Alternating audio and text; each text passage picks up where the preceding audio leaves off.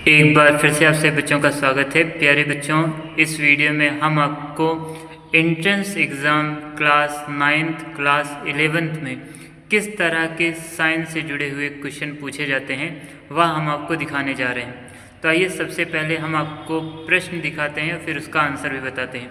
तो यदि आप उन सभी प्रश्नों को जानना चाहते हैं जो प्रवेश परीक्षा में पूछे जाते हैं, एंट्रेंस एग्ज़ाम में पूछे जाते हैं, तो बने रहिए तिवारी सर के साथ। आइए ले चलते हैं आपको प्रश्न। तो प्यारे बच्चों, क्वेश्चन हम लोग के सामने है। In a tropical country during summers which of the following materials is likely to absorb the least heat. तो सबसे कम हीट कौन एब्जॉर्व करता है भाई समर में, गर्मी के दिनों में? तो option number B is the right answer, white cotton clothes. इसीलिए बेटा गर्मी में हम लोग प्रयास करते हैं कि वाइट कपड़ों को पहनते हैं ताकि गर्मी कम लगे। Next, which of the following is not a method of heat transfer. तो हीट ट्रांसफ़र का मेथड कौन सा नहीं है? तो भाई कंडक्शन होता है, कन्वेक्शन भी होता है, रेडिएशन भी होता है, तो क्या नहीं होता है? Reflection. Option number C is the right answer. चलिए आगे बढ़ते हैं, क्वेश्चन नंबर 3 की बात करते हैं। Which substance turn red litmus to blue. तो भाई रेड को ब्लू में करने का काम केवल बेस करते हैं। So option number B is the right answer. Next, which of the following is not N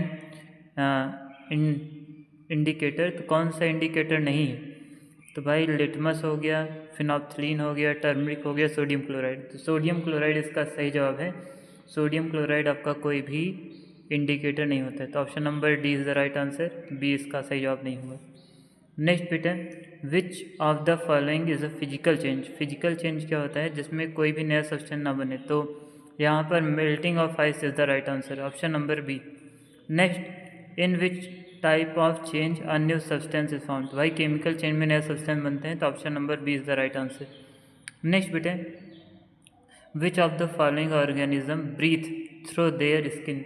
skin से कौन सांस लेते हैं? तो बेटा फ्रॉग इसका राइट आंसर है। फ्रॉग अपनी स्किन से सांस लेते हैं। एक ऑप्शन और याद रखिए बेटा, स्नैक, SNE, स्नैक्स यानी जो सांप होते हैं वो भी अपनी स्किन से ही सांस लेते हैं। तो आशा करते हैं क्वेश्चन नंबर 7 तक आपको समझ में आया होगा। आइए आगे बढ़ते हैं। Next question, the small open.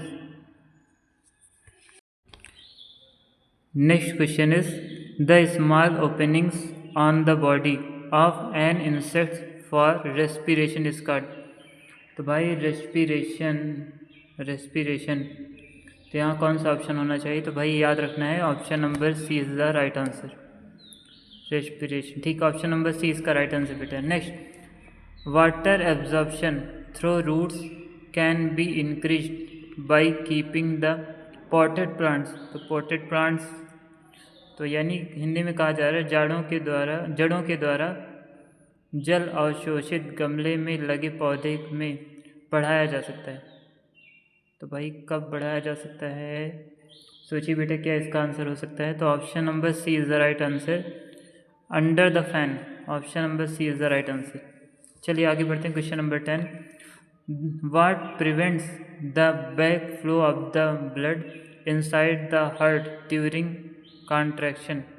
तो इसका सही जवाब क्या होगा? सोचिए बेटा, option number B is the right answer. चलिए नेक्स्ट देखते हैं। Biofilm can reproduce by its. तो सही जवाब भाई लीव्स के द्वारा बायोफिल्म रिप्रोड्यूस होते हैं, एक से अनेक बनते हैं। मेच्योर ओवरीज फॉर्म्स द, जो मेच्योर ओवरी है वो क्या फॉर्म करती है? तो बेटा इसका सही जवाब, सही बात है, ऑप्शन नंबर डी यानी fruit is the right answer. Next, the device which is use to measure speed. तो स्पीडोमीटर स्पीड को मेज़र करते हैं। Next, time period of the pendulum. Time period of the pendulum is expressed as. तो जाहिर बात है time period को हम लोग सेकेंड मेंशन करते हैं, तो second is the right answer. Next, a battery is the combination of 2 और more cells. Option number C is the right answer बेटा, याद रखना है आपको। Next, which of these consume the least electricity for producing the same amount of light. तो भाई LED याद रखिए, कम अमाउंट ऑफ हीट लेने पर हमें ज़्यादा लाइट कहीं ना कहीं देती है। LED मीन्स बेटा light emitting diode. Option number B is the right answer. Next, a virtual image large than the object, यानी वर्चुअल इमेज सबसे ज़्यादा बड़ी बन रही है किस में? तो याद रखिएगा बेटा, concave mirror is the right answer. Option number B होना चाहिए। Okay, B is the right answer. Question number 18, the image found by plane mirror is virtual and inverted.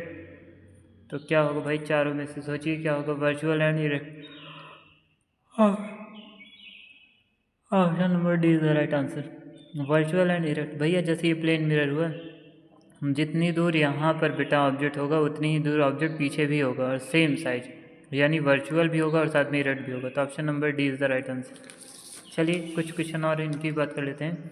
Which of the following is not a forest product. कौन सा forest product नहीं होता है? तो भाई kerosene जो है वो फॉरेस्ट प्रोडक्ट नहीं है। Option number D is the right answer. Next, micro organism act upon the dead plants to produce.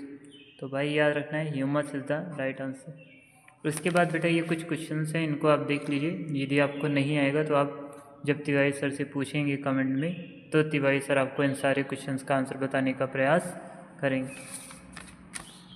और इस तरह के क्वेश्चन प्रायः कंपटीशन एग्ज़ामों में भी पूछे जाते हैं, तो इन सारे क्वेश्चंस को ध्यान से देख लीजिए और इन्हें सॉल्व करिएगा। प्यारे बच्चों, आपको एक महत्वपूर्ण जानकारी देनी है। यदि आप वर्ष 2026-27 में तिवारी सर से पढ़ना चाहते हैं तो दिए हुए कॉन्टैक्ट नंबर पर अविलंब संपर्क करें।